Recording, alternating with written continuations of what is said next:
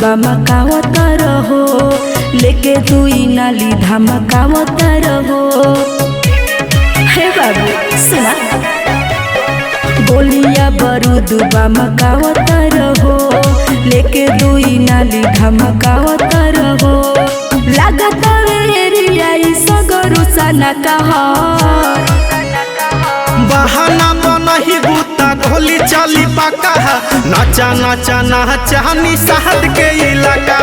बहाना बनही बूता ढोली चाली पाका नाचा नाचा नाचा निषाद के इलाका।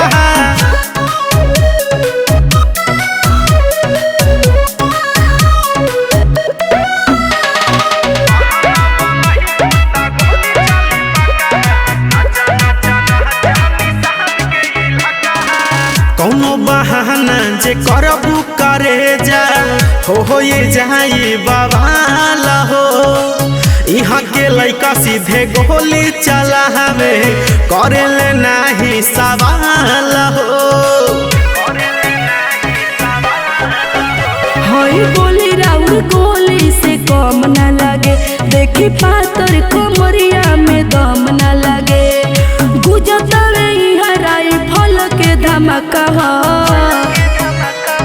बहाना बनही बूता ढोली चाली पाका नाचा नाचा नाचा निषाद के इलाका। बहाना बनही बूता ढोली चाली पाका नाचा नाचा नाचा निषाद के इलाका।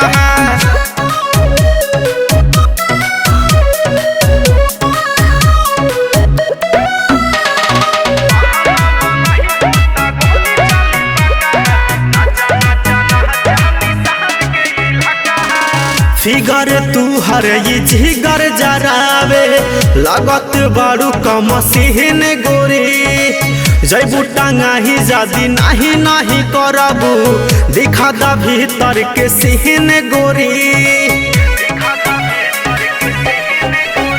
विजय तबे सुनील तू बहक गईला देखी हमरो जवनिया टहक गईला।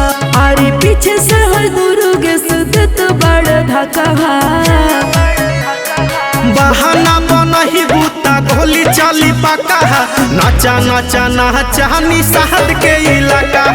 बहाना बनही बूता ढोली चाली पाका नाचा नाचा नाचा निषाद के इलाका। अरे नाचा ना त टंगा जइबू।